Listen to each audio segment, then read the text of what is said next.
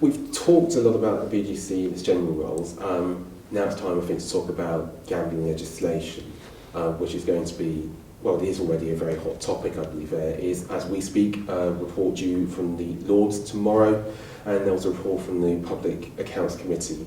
But first things first, is the 2005 Gambling Act really fit for this day and age? I think it needs changes, absolutely. I think there's a national consensus around that now. I'm personally very enthusiastic about having a review into that act, because it's a number of years ago now. I think it's right from time to time that we need to update regulation as things have changed. So I think it's actually a good opportunity, and one that I think there's consensus across the country about. I think there are strengths within that act that perhaps get overlooked, and that is it was very cleverly done as an enabling act, and without getting too technical in terms of parliamentary bills, what that means is that if the government want to make changes to gambling regulation, gambling laws, it is possible to do that through the framework that 2005 Act sets. So there's a lot of powers in terms of the Secretary of State and in terms of statutory instruments, delegated legislation. So the Act also provides a framework to drive legislative change in the future. And I think that's certainly what the government will wish to do. And we are enthusiastic about working with the government on their review to say, look, what are the changes that we need to see? Just on those changes, anything in particular that you think could be done better with the Gambling Act? I mean, there is set to be a review, I think it's in the next 3 months. Is there anything in particular that you'll be interested in seeing change with that Act? Well, I don't want to preempt the review and the scope of that. I think we as an industry recognise in the broad sense that that there is a need to drive further changes. We've tried to do that as an industry ourselves, and there's nothing, by the way, to prevent us from continuing to do that, and I think that's really important too. Yeah. Equally, the regulator can make changes and improvements, and I know they're certainly determined to do that. But I think the review will give us the overall framework to really take stock about betting in Britain. And I hope, as well as identifying changes, I hope there'll also be a recognition that is sometimes lost in all the kind of criticisms about the industry, that this is an industry that employs large numbers of people. Amongst BGC companies, it's over 70,000 people are employed. We pay more than £3 billion of tax, something like over 20 million people, like an occasional bet if you exclude the National Lottery. If you include the lottery, it's nearly 30 million people like a bet. So this is something that has always been part of Britain, it's part of our culture, and it is something that millions of people enjoy to do and enjoy doing, and the overwhelming majority of them do that safely. What we've got to do is to use the review as an opportunity to reflect on that, but also to say, but what are the changes that we would like to see to further drive up safer gambling standards, and that's an important part of the opportunity that the review will afford us as well. Okay, and it definitely is a very important moment because, as you've said, there's quite a lot of pointed criticism at the industry, and even some people inside the industry do believe it's legitimate. I want to talk about the Public Accounts Committee report just quickly with you. It was scathing. In the headline summary, it said the gambling industry isn't proactively influencing gambling operators to improve protections. It consistently lags behind moves in the gambling industry. They said also that you have no key performance indicators, and also they said, maybe this is not relevant to the BGC, but they said that DCMS was lacking both the urgency to address these problems and any measurable targets for reducing the harms caused by gambling. I want to focus on key performance indicators. What's your response basically to that criticism? So the criticisms were about the Gambling Commission, which are the regulator who regulate our industry, and there were criticisms about the government too. Now, the government gave its response, the Gambling Commission gave their response.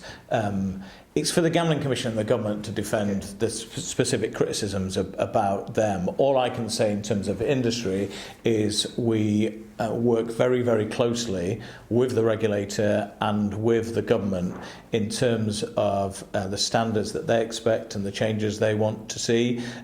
We have good relations with them, but I'm under no illusions in terms of representing the industry side that the Gambling Commission and the government can and are often very, very tough with us, and that's their job. So the PAC is entitled to their view as to whether the Gambling Commission could do more, whether the government could do more. That's really a matter for the Gambling Commission and the DCMS. But we want to continue to work with the regulator and with the government in terms of driving up higher standards. Okay. And I think in fairness to all of those sides, we are making changes. And a lot of changes have happened even in the few months that I've been CEO.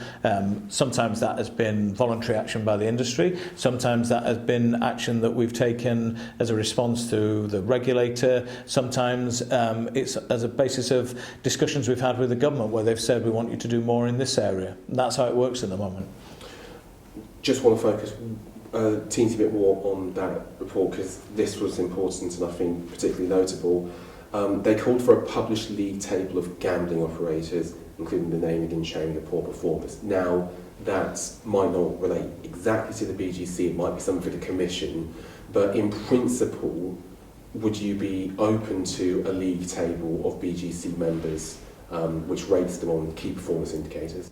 I mean, I think this has got to be something for the review. Yeah. It was a suggestion made by the PAC for the Gambling Commission. It's obviously right for the Gambling Commission to respond to that. In terms of BGC, look, I welcome more transparency. It kind of feels, being CEO of the BGC, that we are not short of publicity.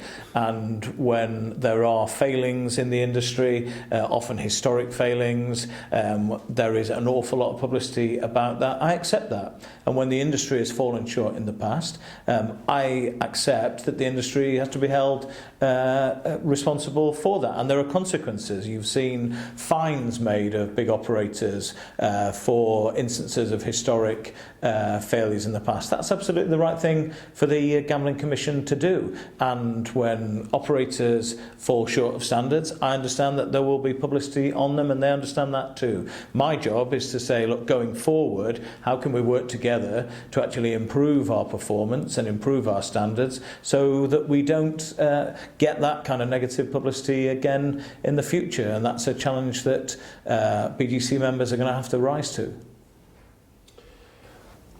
And if, let's say, one of the reports or one of the review's recommendations is basically, we'd like a league table, we'd like you to implement one, is that something you'd feel comfortable with? And if not, why?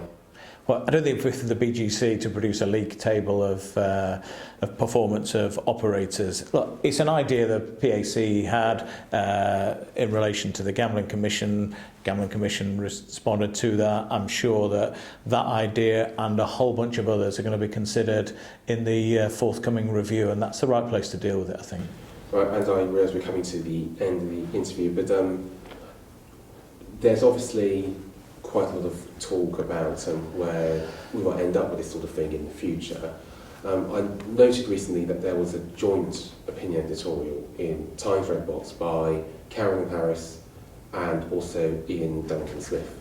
I just wanted to get an opinion because obviously this is in your remit. Does the way that some people, and even if you might say there's a small minority, they're clearly quite vocal, does it worry you that it's such a cross-party issue that somebody from the Tory right and somebody from, we have to admit, it's a left and Labour Party can come together on this sort of issue in a way that would be, I think, almost unimaginable in this day and age? Actually, in truth, I think in recent years you've seen people coming together in Parliament from different parties more than perhaps you've seen for a lot of years. That was certainly the case when the government didn't have a working majority. So you did see a lot of that. And look, I sat in Parliament for 7 years. I'm entirely used to that. I saw IDS and Carolyn. Yeah. Look, I respect their opinion. It's not one that I share, but I respect their view. I don't think their view is one shared by the vast majority of people in the country. Look, I think there are kind of two types of critics, really. There are those who I genuinely believe are, to all intents and purposes, prohibitionists, who are part of the anti-gambling lobby. Again, I accept that is just a fact of life. I think actually, in truth, though, I want to focus on other people who, and I think this is much more widespread in terms of Parliament, people who have perfectly legitimate, reasonable concerns and issues they want to raise with us. And it comes from people who are not anti-gambling and who are not kind of just part of the anti-gambling lobby or the first to kind of give a quote to the Daily Mail. These are members of Parliament who are raising issues on behalf of their constituents or concerns they have, and they do so with me all the time, and they have raised legitimate issues and concerns, and it's our job as an industry to respond to them and deal with them. So we're focusing our attention on that. I think we also recognise that, like I've said before, you'll always have a minority of people who are just anti-gambling. That's fine. It's their view. It's not my view. But actually the truth is, for millions of people, betting is just something we do. It's part of our culture. It's part of our national life. It's what they enjoy doing. It's part of their enjoyment of sport, or they enjoy, gambling on the lottery or whatever else. I mean, that is millions and millions of people.